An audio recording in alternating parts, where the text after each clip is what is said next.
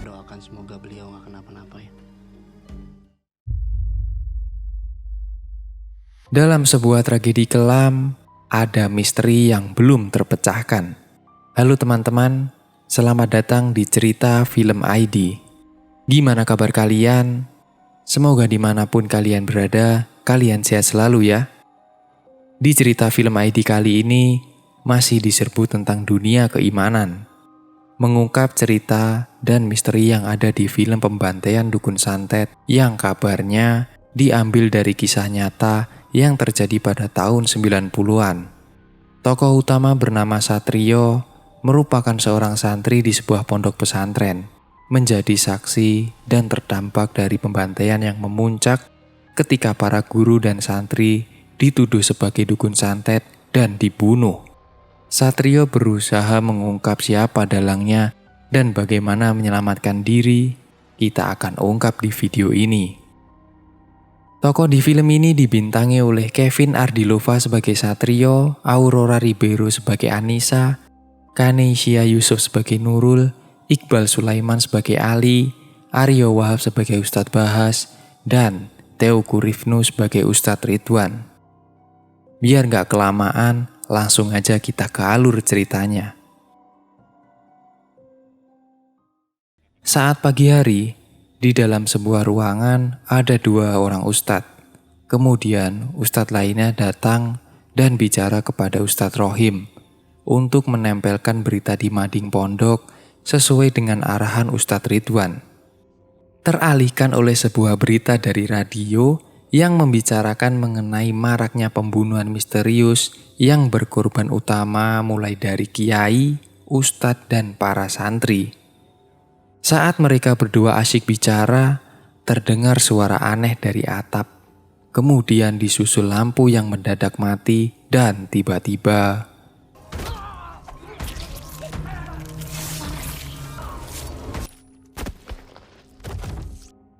dua orang ustadz kini telah menjadi korban pembunuhan yang sangat sadis. Beralih ke santriwati bernama Anissa yang terbangun dari mimpi buruknya. Dia resah dan melihat temannya yang masih tidur semua. Karena listrik padam, terpaksa dia harus menghidupkan lampu Petromax sebagai penerangan. Dia ingin pergi ke kamar mandi. Saat membuka pintu, tiba-tiba hantu perempuan dengan leher penuh darah berdiri di hadapan Anissa. Mencoba untuk kuat dan tenang, dia malah dikagetkan oleh temannya sendiri. Saat temannya mencoba membuka pintu lagi, hantu tadi sudah menghilang. Karena kejadian tersebut membuat teman-temannya semua terbangun dan barulah film pun dimulai. Kemudian diperlihatkan kondisi di sebuah pondok pesantren. Terlihat para santri yang sibuk dengan urusan mereka masing-masing. Saat belajar ngaji Iqra di sebuah kelas, tiba-tiba terdengar suara halo-halo yang mengabarkan bahwa hari ini diliburkan dan semua santri harus kembali ke dalam asrama. Dari atas bukit, Satrio dan Ali yang tengah asyik sebat juga dikagetkan dengan hal tersebut. Kemudian mereka juga melihat sebuah keramaian para ustadz dan ustazah yang akan berkumpul. Mencemaskan apakah pondok akan dibubarkan. Kemudian beralih ke Ustadz Bagas dan Ustadz Ridwan yang berdebat entah sedang mempermasalahkan apa. Disusul Ustazah Ratih yang berusaha menenangkan suasana. Kalau ada kejadian seperti ini lagi, salahkan adalah Ustadz Ridwan. Karena sedang menstruasi, Anissa merasa kurang enak badan dan pergi ke unit kesehatan pesantren. Tiba di UKP, disusul oleh Satrio yang menanyakan kabarnya Anissa, apakah dia baik-baik saja.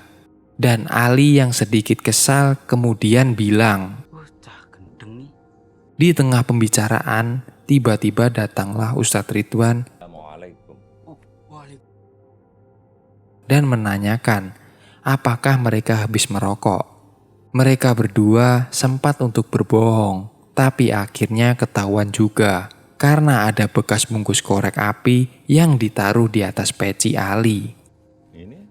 Ini apa? Kemudian Satrio menanyakan di mana Ustadz Rohim dan Ustadz Yanuar. Seharian ini belum terlihat sama sekali.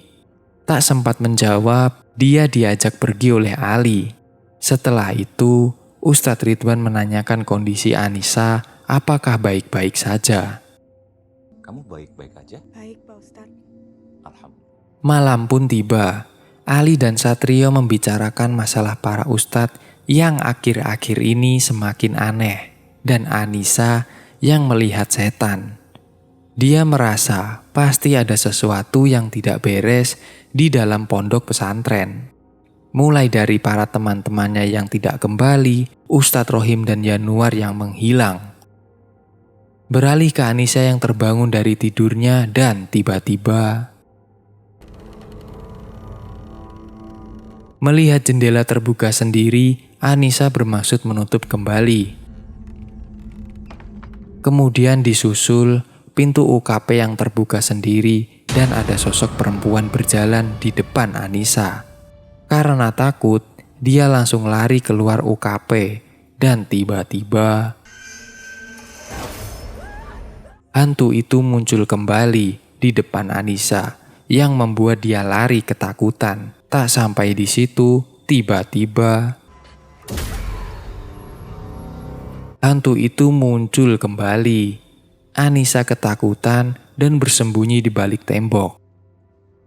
Saat dia sembunyi, tiba-tiba dia melihat seseorang yang Anissa mengira sedang memasang santet. Scene beralih diperlihatkan di sebuah ruangan. Seseorang misterius sedang melakukan ritual santet. Di lain sisi, Ustadz Samir masuk di sebuah ruangan yang ternyata isinya 2 pocong penuh dengan darah. Ternyata itu adalah Ustadz Rohim dan Ustadz Yanuar yang mati di awal cerita. Kini mayat mereka begitu mengenaskan, sampai Ustadz Samir harus memberikan serbuk kopi agar mayat mereka tidak berbau. Tak berselang lama, tiba-tiba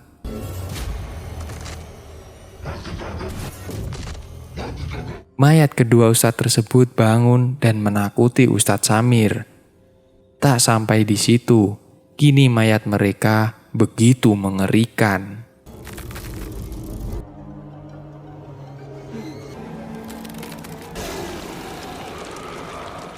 Karena hal tadi, kini Ustadz Samir berubah menjadi zombie dan teriak-teriak tidak jelas. Hal tersebut diketahui oleh Anissa dan Satrio. Mereka segera menolong Ustadz Samir dibawa ke UKP. Semua santri melihat kondisi Ustadz Samir yang mengerikan. Mereka bingung kenapa bisa terjadi seperti ini. Anissa pun menduga bahwa ini adalah sebuah santet. Dia menjelaskan bahwa santet bagian dari sihir yang sudah ada sejak zaman Nabi. Tiba-tiba datanglah Ustadz Bagas yang terkejut melihat kondisi Ustadz Samir. Kemudian datanglah Pak Kiai dan ingin melihat jenazah Ustadz Rohim dan Ustadz Yanuar. Namun ternyata jenazahnya telah menghilang. Betul, hilang. Hal tersebut membuat Pak Kiai marah dan menasihati Ustadz Ridwan. Selain itu, Ustadz Bagas juga mengadu kepada Pak Kiai bahwa Ustadz Ridwan sebelumnya sudah pernah diperingatkan. Dilaksanakanlah sholat bersama. Saat sujud terasa lama, tiba-tiba Satrio melihat Ustadz Yanuar yang kini telah menjadi sosok pocong berdiri di belakang Pak Kiai. Dan tiba-tiba Pak Kiai menghilang begitu saja entah kemana. Dikumpulkanlah semua para santri dan santriwati di aula. Satrio menceritakan bahwa dia melihat Ustadz Yanuar telah menjadi pocong. Dan mereka mengkhawatirkan nasib mereka. Kini semua tokoh penting di pesantren telah menghilang. Saat semua mulai tidur, Satrio mengajak Ali pergi di sebuah ruangan. Kini dia bermaksud untuk investigasi, mencari petunjuk tentang kejadian semua ini.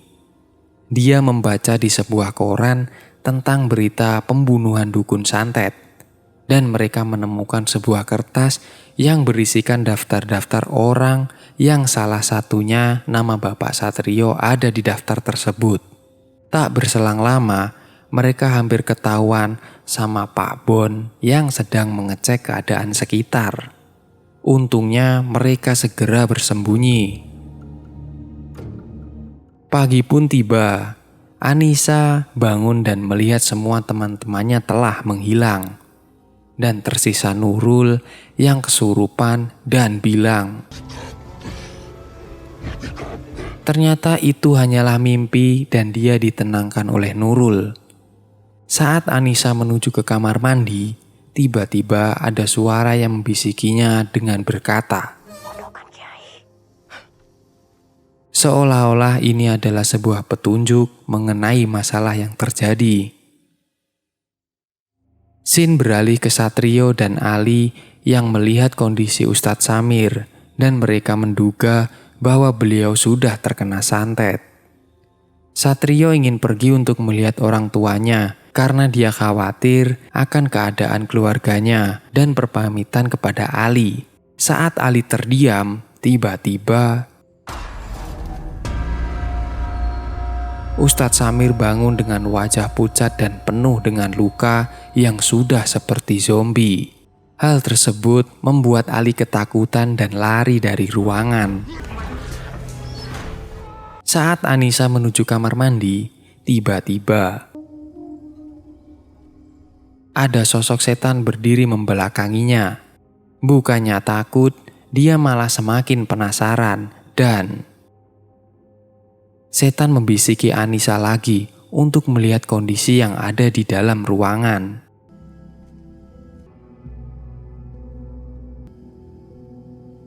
Tibalah di kamar mandi. Anissa menemukan sebuah kain yang diikat dan tiba-tiba dia diam-diam melihat Ustadz Bagas yang entah melakukan sesuatu dari kejauhan. Anissa dikagetkan oleh Nurul yang tiba-tiba datang dan memberitahu kain putih yang dia temukan. Seketika Nurul langsung membuang kain itu. Diperlihatkan Nurul sedang mencuci dalamannya. Saat mau dijemur, tiba-tiba dari balik kain jemuran ada sosok bayangan hitam yang membuat dia penasaran. Saat dibuka, tidak ada siapa-siapa. Dia semakin penasaran dan melihat sekeliling. Saat Nurul akan melanjutkan menjemur, tiba-tiba dia kelilipan dan tangannya terasa sangat gatal. Anissa yang mendengar hal itu langsung menghampiri Nurul dan dia mendadak tidak bisa melihat. Tak sampai di situ, seketika matanya memerah dan dia memuntahkan darah. Dan dia melakukan sulap dengan mengeluarkan kawat berduri dari mulutnya. Anissa hanya bisa menangis, tak bisa melakukan apa-apa. Saat Anissa ingin menolong Nurul, dia malah terjatuh ke dalam sumur. Untung Anissa langsung memegang tangan Nurul, tapi dari bawah ada tangan hantu yang menarik kaki Nurul, dan akhirnya Nurul pun tidak tertolong. Ustadz Bagas semakin marah besar kepada Ustadz Ridwan yang tidak mengambil keputusan apapun. Karena keadaan semakin memanas, Ustazah Rati mencoba melerai dan bilang bahwa sudah ada seseorang pembunuh di pondok pesantren. Saat malam tiba, semua mengadakan tahlil bersama. Terlihat wajah para santri yang pasrah dengan keadaan sekarang. Saat tahlil, tiba-tiba beberapa santri kesurupan. Dan kini kalimat tahlil berubah menjadi keadaan pun semakin kacau. Ada santri yang muntah darah, ada yang akrobat, dan yang lainnya yang masih sadar mencoba menolong santri yang kesurupan. Keadaan kacau, sudah seperti terkena wabah pandemi yang melanda para santri. Namun bedanya ini virus santet. Anissa, Ali, dan Satrio menuju UKP untuk mengambil obat. Tiba-tiba di samping mereka ada Ustadz Samir yang kini sudah menjadi hantu kelaparan, makan beling kayak kuda lumping. Tiba-tiba dia menanyakan kepada Satrio apakah bapakmu masih hidup. Seketika Satrio langsung pergi untuk melihat kondisi keluarganya. Namun ditahan oleh Anissa yang masih membutuhkan bantuannya. Namun tetap Satrio bersikeras untuk pergi melihat kondisi keluarganya. Kemudian diperlihatkan kondisi luar pesantren yang ternyata sama kacaunya. Mayat berserakan di mana-mana. Satrio bergegas lari menuju rumah karena dia dirasa keluarganya pasti terancam. Benar saja, di rumah Satrio, saat ibunya membawakan wedang kopi untuk bapaknya, dia menghilang dan tiba-tiba bapaknya yang kini sudah berlumuran darah dan tergantung dari atap rumah membuat istrinya terkejut dan menangis. Tiba-tiba seseorang keluar dari dalam rumah yang sudah dipastikan itu adalah pembunuhnya. Satrio yang diam-diam melihat pembantaian dilakukan di sebuah mobil truk. Tiba-tiba dia diketahui oleh si pembunuh. Terjadilah aksi kejar-kejaran antara Satrio dan si pembunuh.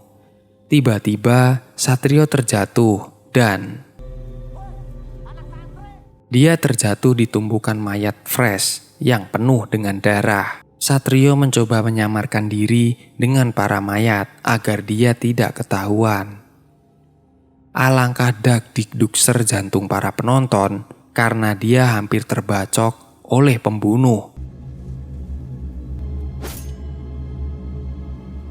Scene beralih ke Anissa yang tengah bernostalgia. Dia teringat masa kecilnya dengan ibu yang penuh kasih sayang. Dari dalam kamar, dia mendengarkan bayi yang kini dikandung oleh ibunya akan dijadikan tumbal pesugihan oleh ayahnya karena kondisi keluarga mereka yang sangat miskin. Kasih sayang ibu tiada tara. Daripada harus menumbalkan bayinya, kini dia bunuh diri dengan menyayat lehernya di hadapan suaminya dan Anissa. Jadi, selama ini hantu yang menakuti Anissa adalah ibunya sendiri. Dengan mati, kondisi leher tersayat dan mengandung adik Anissa.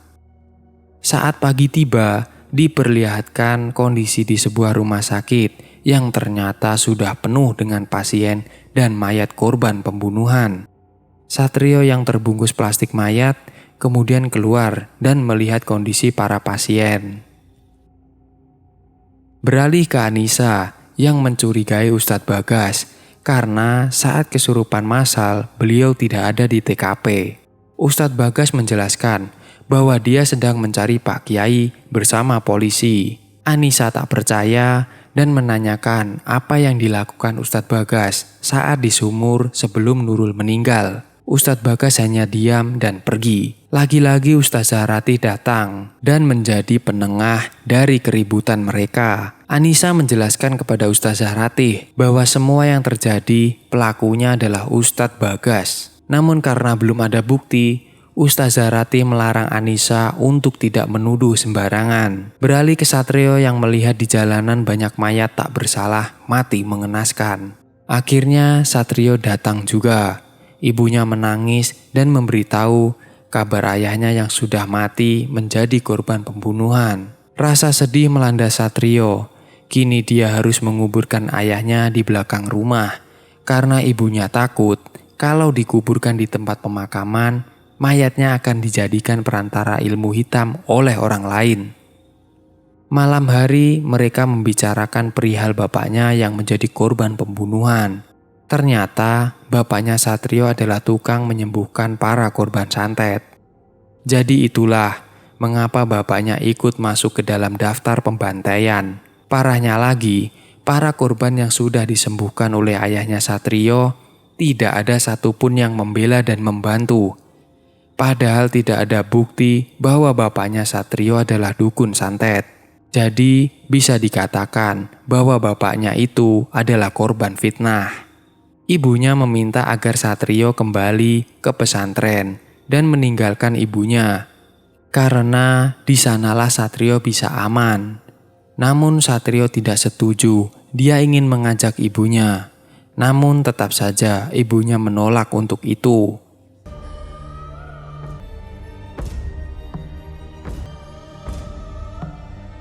Beralih ke Anissa yang sedang di dapur untuk mengambil air minum. Kemudian dia mencium aroma sedap dari dalam panci. Setelah dibuka, panci berisi kepala Simbok dan tiba-tiba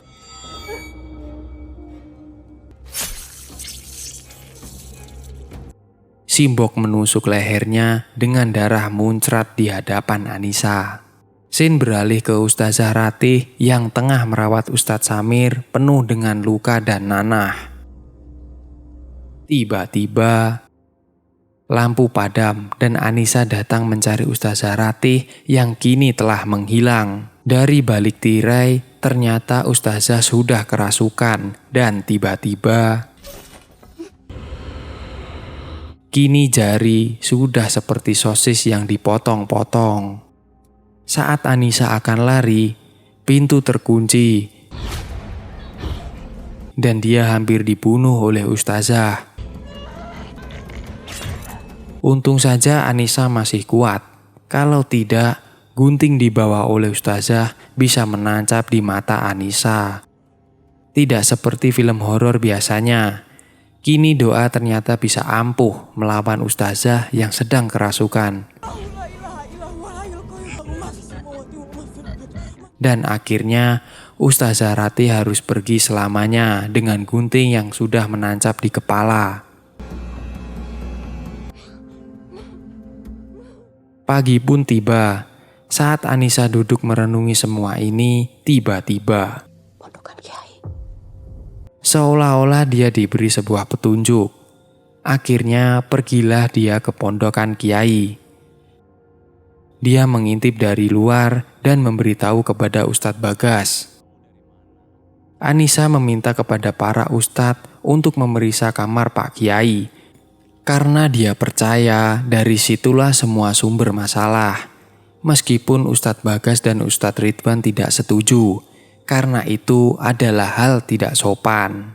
Disusul Satrio dan teman santri lainnya yang ikut memeriksa kamar Pak Kiai.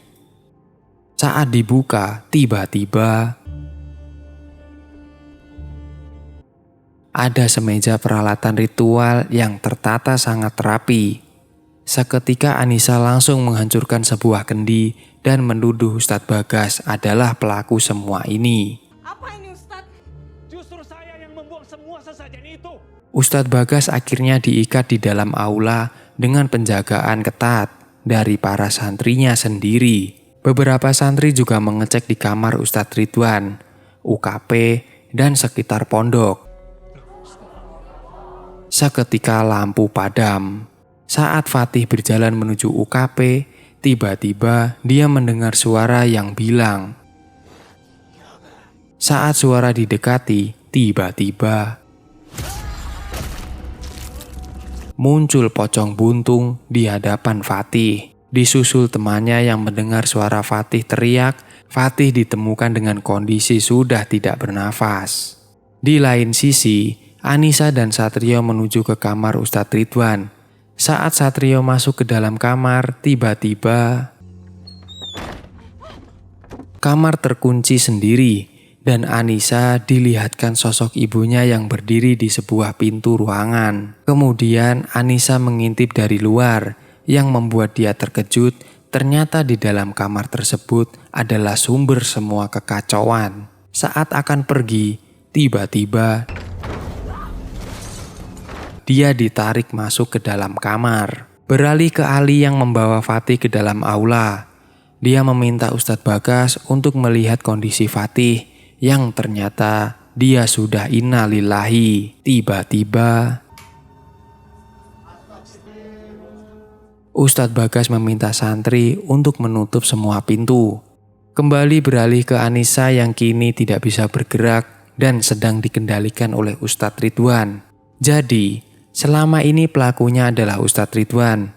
Dia telah menumbalkan para ustadz, kiai, dan santri untuk sebuah persembahan yang akan datang. Dan dia bilang akan membuat kekacauan yang lebih besar, serta dipastikan Anissa juga akan mati. Menjadi tumbal untuk sesuatu yang akan datang. Kemudian Ustadz Ridwan menyemburkan cairan merah ke boneka-boneka santet. Di aula, semua para santri dan Ustadz Bagas mencoba berdoa bersama untuk melawan setan yang kini berdatangan satu persatu. Satrio mencoba mendobrak pintu. Saat pintu terbuka, dia langsung melawan Ustadz Ridwan. Terjadilah gulat di antara mereka. Dengan sekuat tenaga, Satrio berusaha mengalahkan Ustadz Ridwan dan menghancurkan kendi ritual.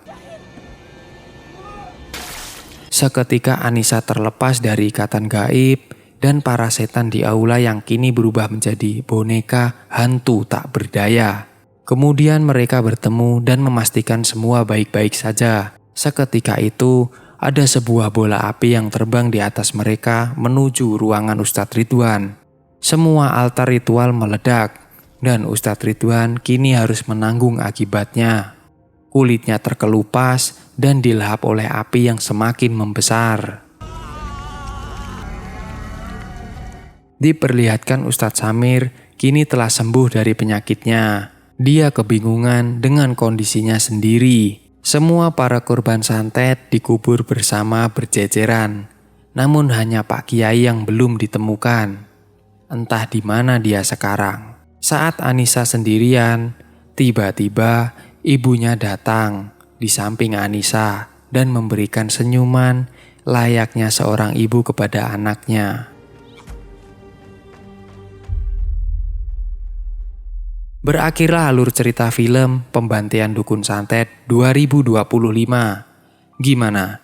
Film horor yang penuh dengan misteri. Jadi cerita intinya begini. Satrio dan Anissa yang sedang belajar di pesantren harus menghadapi sebuah teror santet yang memburu para ustadz, ustazah, dan teman-temannya. Selain itu, juga kondisi di luar pondok yang ternyata sedang marak kasus pembunuhan, penjarahan, yang korban utamanya adalah pelaku dan tokoh agama. Satrio yang harus menerima kenyataan bapaknya menjadi korban pembantaian, dan Anissa dengan masa lalu ibunya mati bunuh diri. Dengan perjuangan Satrio dan Anissa dan teman-temannya, akhirnya mereka bisa mengakhiri semua kekacauan yang terjadi. Dukun berkedok seorang ustadz yang memanfaatkan keadaan. Dan kini Ustadz Ridwan harus menanggung akibat dari perbuatannya. Akhirnya, dia yang kini harus mati. Pesan moral yang bisa kita ambil dari film ini adalah kebaikan dan keburukan seseorang manusia tidak bisa kita lihat dari luarnya saja. Di IMDb, film ini mendapatkan rating 4,7/10. Sedangkan menurut cerita film ID, film ini patut diberi 6,5/10. Karena berhasil mengangkat kisah kelam nyata dengan nuansa horor yang mencekam dan pesan kemanusiaan yang kuat di balik tragedinya. Cerita film ID berterima kasih kepada kalian yang telah like video dan kasih komentar, serta bantu subscribe untuk mendukung channel ini. Sampai jumpa.